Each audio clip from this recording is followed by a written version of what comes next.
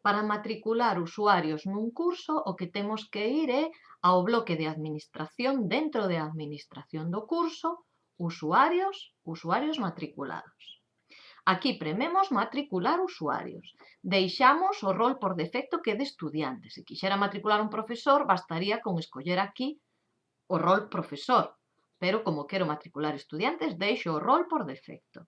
E no cadrado de búsqueda poño o nome do alumno que quero buscar. No meu caso vou poñer un usuario de proba.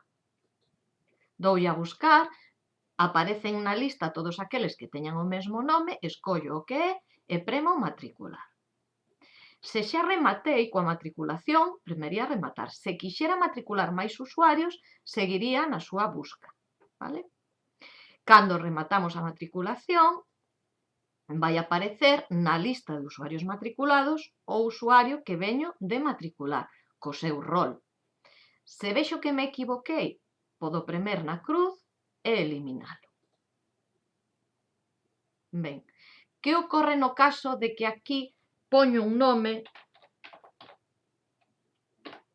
e non aparece? Pode ser por dúas razóns: que este mal escrito o nome ou que non este dado de alta este usuario na aula virtual.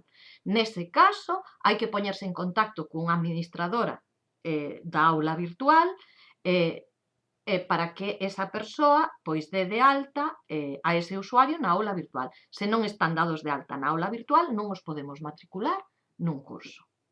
E isto é todo.